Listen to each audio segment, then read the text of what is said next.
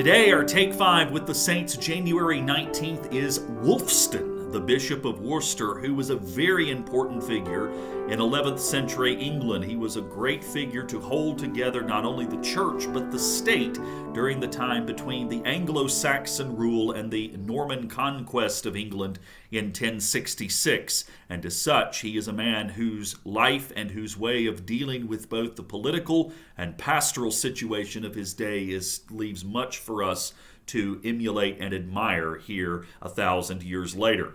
Our scripture for today that goes with his feast day is from Genesis chapter 26, verses 26 through 31. Then Abimelech went to Isaac from Gerar, with Ahuzeth his advisor and Phicol the commander of his army. Isaac said to them, "Why have you come to me, seeing that you hate me, and have sent me away from you?" They said, "We see plainly that the Lord has been with you.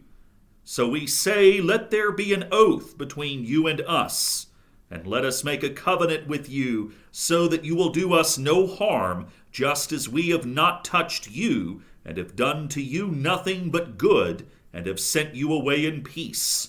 You are now the blessed of the Lord." So Isaac made them a feast, and they ate and drank. In the morning they rose early and exchanged oaths.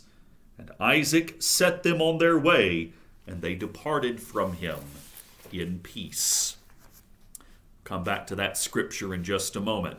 First thing you should know about Wulfstan is that there were a number of Wulfstans in this era, which was a common name in Anglo-Saxon culture of that day. In fact, Wulfstan's uncle, who was confusingly called Wulfstan II, was the Archbishop of York. This is Wulfstan, the Bishop of Worcester. Wulfstan's life was one born around the year 1008, and from an early age he found life within the monastery to be very appealing. And in fact, he settled into Worcester as a monk and later as the prior of his monastery there, and then ultimately and very reluctantly was selected to be the bishop of the See of Worcester. Like many ancient and medieval bishops who were selected against their will for the most part, Wulfstan, along with many of those others, turned out to be some of the best bishops of their contemporary era. Wulfstan in particular was known for his deep compassion and care for the people in his diocese, which was not a given for bishops in that day and age. Many bishops, in fact, particularly in England, seemed to be more interested in trying to remain in power and placating whoever the monarch was at the time. Wulfstan's first priority throughout the entirety of his ministry as bishop, which he claimed in 1062 and held for 33 years until his death in 1095, was the care of his people. However, very shortly after he became the Bishop of Worcester, a very notable event happened in English history, and that was the defeat of the Anglo-Saxons at the hands of William the Conqueror and the spread of Norman and French influence into the English political scene, but also into the English church. William made no bones that he wanted to select as bishops and leaders of his church Normans or people that were part of some of his political allies, to the point that very few Anglo-Saxon bishops and leaders remained by the time of William's death 20 years after he had conquered England. Wulfstan, in fact, was the last of the Anglo-Saxon bishops to remain in place until his death.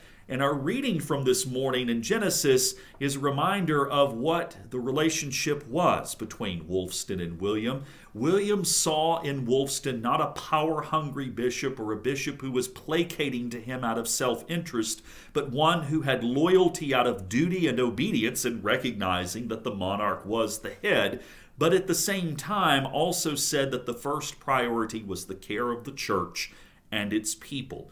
And William indeed saw, like the Abimelech and all of his party saw in Isaac, the son of Abraham, that indeed the hand of the Lord was with him, that he allowed Wulfstan not only to maintain his see, but also supported him in many of his endeavors.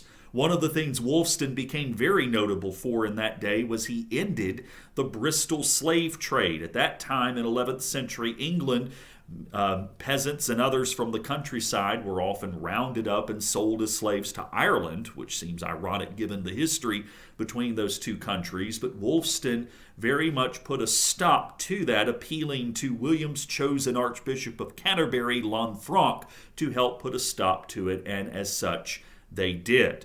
The Bristol slave trade, ironically, became one of the most notable slave trades during the period of transatlantic slave trade, during later when Africans instead were the ones who were traded. So Wulfstan's influence in that from a very early period, much before the transatlantic trade, was something that became known as criticism was levied against it 600 years later during a far different period of history.